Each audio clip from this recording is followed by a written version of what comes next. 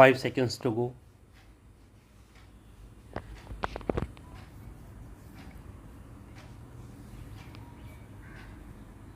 Start.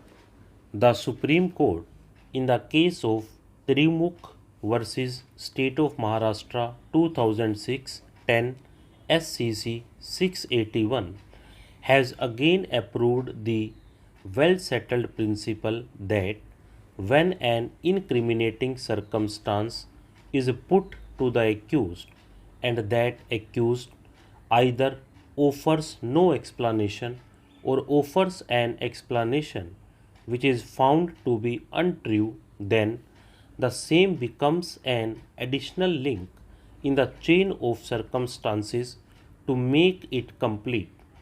In this case, the Supreme Court has also held that where a husband is alleged to have committed the murder of his wife and the prosecution succeeds in leading evidence to show that shortly before the commission of crime they were seen together or the offense takes place in the dwelling house where the husband also normally resided, and if the husband does not offer any explanation how the wife received injuries or offers an explanation which is found to be false, it was a strong circumstance pointing that he alone was responsible for the commission of crime. There is yet another decision of the Supreme Court, State of Rajasthan versus Kashiram, EIR 2007 SC 144, wherein it is held that when the accused was last seen with his murdered wife, he must give explanation or plead alibi in support of his innocence, or else it would be a strong circumstance against him pointing towards his guilt. In the case at hand, the injured dead body of Dhani was found in the appellant's house where both of them lived. The appellant has also admitted this fact while being examined as an accused under section 313 of the Code of Criminal Procedure.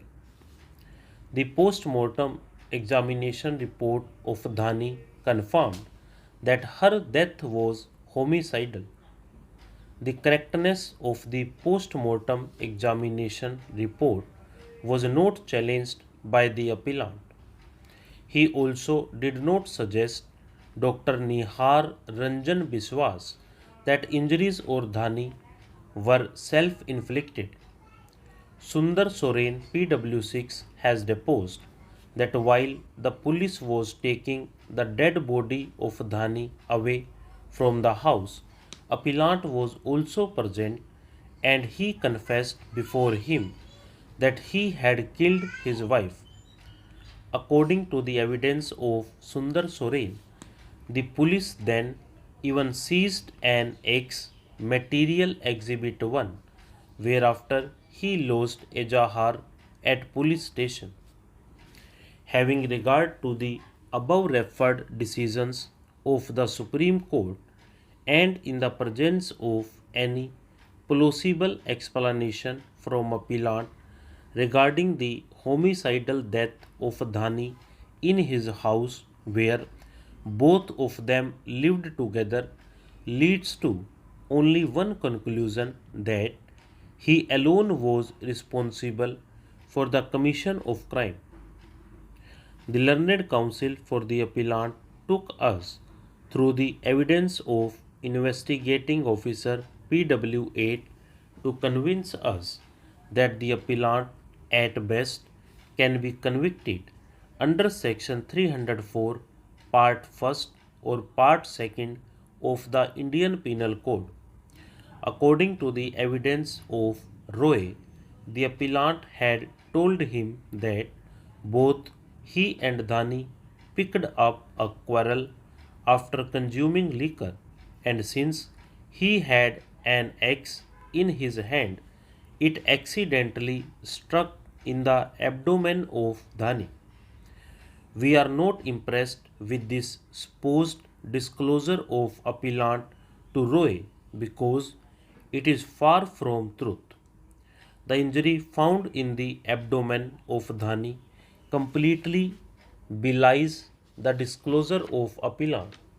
As already mentioned above, the blow in the abdomen of Dhani with an axe was so severe that it had cut the small and large intestine below umbilicus region. Such a deep cut injury was not possible accidentally, as told by the appellant.